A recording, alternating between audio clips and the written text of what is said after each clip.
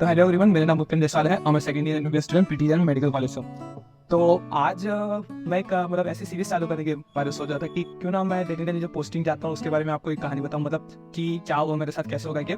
तो उसी से मैं बहुत टाइम से सोच रहा था, तो उसके लिए मैंने इंस्टाग्राम में अपना स्टोरीज डालना अपलोड किया कि आज मेरे साथ पोस्टिंग में क्या हुआ। उसका नाम मैंने पोस्टिंग डायरी के नाम से सेव किया था, ताकि आप अभी मेरे इंस्टाग्राम के हाईलाइट्स पे दे सकते हैं।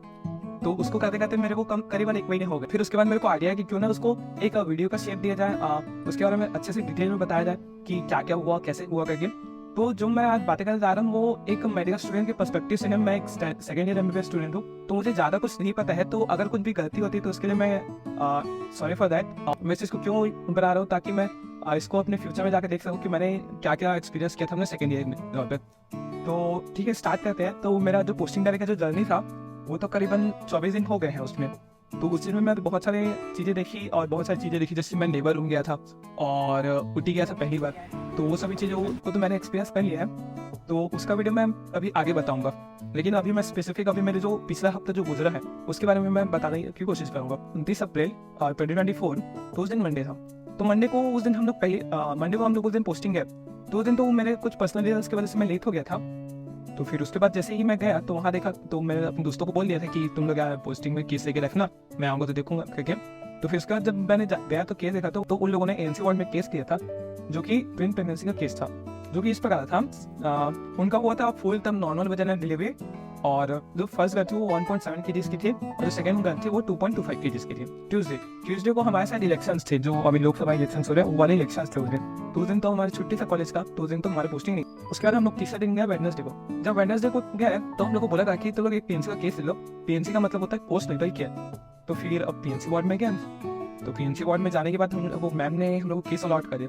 केस अलॉट करने के बाद जो हमने पूछा उनसे कि क्या क्या उनको परेशानी था, तो उस हिसाब से वो पेशेंट प्री टर्म लेबर से आई थी, जिनका एलएमपी था 5 सितंबर 2023 एंड ईडीडी था 12 जून 2024। तो एलएमपी से अपन क्या समझते हैं, first day of last menstrual period is known as LMP, last menstrual period. उसके बाद होता है ईडीडी। ईडीडी क्या होता है, ईडीडी का एस्टिमेटेड डेट ऑफ डिलीवरी, कि हम लोग एलएमपी से कैलकुलेट करते हैं कि उस कब बच्चा डिलीवर आउट होगा। उनका भी ट्विंस वाला केस था। प्री टर्म केसेस का अक्सर ये होता है कि बच्चे का जो लंग है वो अच्छे से मैच्योर नहीं हो पाता है, जिसकी वजह से बच्चों को एनआईसीयू में एडमिट करना पड़ा। तो जो फर्स्ट बेबी था वो 2 kg का था, जो कि एक बेबी बॉय था, और जो सेकंड बेबी था वो बेबी गर्ल थे, वो 1.5 kg की थी। उनका प्री टर्म लेबर था। तो ये केस था वेडनेसडे का। तो हाँ, उसके अगले दिन फिर हम लोग गए थे। तो उस दिन हम लोग ने एनसी वार्ड में केस लिया था थर्सडे को, जो कि एक 30 ईयर्स फीमेल थी, जो कि चीफ कंप्लेंट के साथ आई थी, ambulance in 7 months with bilateral lower year swellings.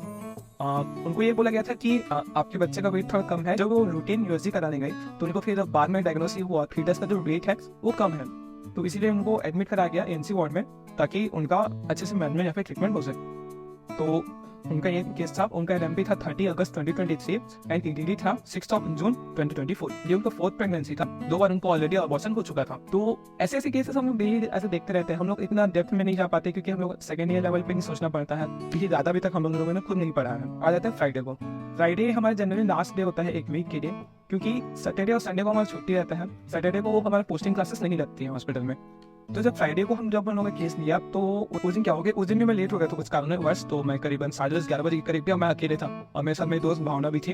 तो उसको बुलाया था मैं जबरदस्ती आना है, तो वो भी आए। तो फिर उसके बाद फिर हम लोग सोचे कि छोड़े आने नहीं लेते केसेस, एक दिन नहीं लेंगे तो क्या ही हो जाएगा।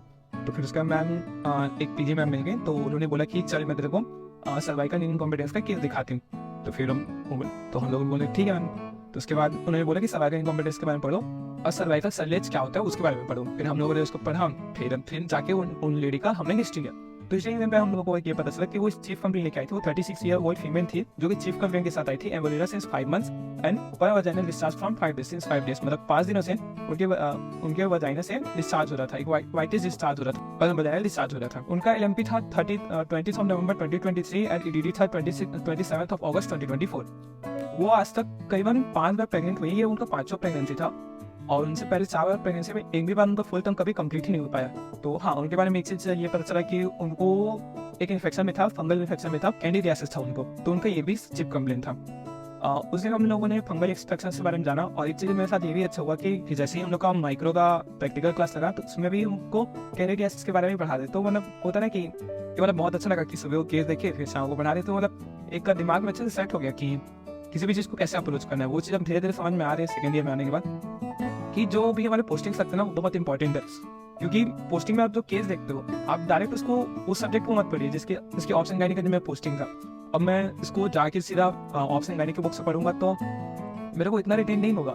लेकिन उसी चीज़ को अभी मैं पैथन माइक्रो फार्मा पढ़ रहा हूँ, तो उस चीज़ में अगर मैं जाके ढूंढ के पढ़ूंगा कि फंगल इन्फेक्शन के बारे में माइक्रो में पढ़ लूँगा, कि उसके बाद उसका पैथोजेनेसिस क्या क्या हो सकता है उसको पैथो में पढ़ लूँगा, और फार्मा में जाकर मैं इसके बारे में ट्रीटमेंट पढ़ लूँगा, तो इससे एक ना इंटीग्रेटेड स्टडी हो जाएगी। तो इसीलिए मैं ज़्यादा एम्फसाइज करता हूँ कि पोस्टिंग जाना चाहिए। भले ठीक है सबकी अलग अलग सोच होती है, लेकिन मेरा ये कहना है कि पोस्टिंग जाना चाहिए ज़्यादा। तो थैंक यू गाइस ये वीडियो देखने के लिए। ये थोड़ा सा मतलब एडिट था, मैं ये थोड़ा अनस्क्रिप्टेड वीडियो था क्योंकि बहुत दिन बाद बना रहा हूँ मैं, और मुझे को मतलब समझ में नहीं आ रहा था कि इस चीज़ को कैसे प्रेजेंट करके मैं धीरे धीरे इस चीज़ को धीरे धीरे सीखेंगे, क्योंकि फर्स्ट एक्सपीरियंस था। और जो भी इसमें अगर कुछ भी अगर आपको गलतियाँ लगती है तो आप कमेंट्स कर सकते हैं, मैं उस चीज़ को पॉजिटिवली लूँगा। क्योंकि फिर से बोलना चाहूँगा कि अभी भी मैं सेकेंड ईयर में हूँ, मेरे को अभी मेडिसिन के बारे में कुछ भी नॉलेज नहीं है, लेकिन सिर्फ ये जो भी मैंने अभी बताया सभी ये मेरे सिर्फ एक्सपीरियंस है और कुछ नहीं। ठीक है, ओके, थैंक यू।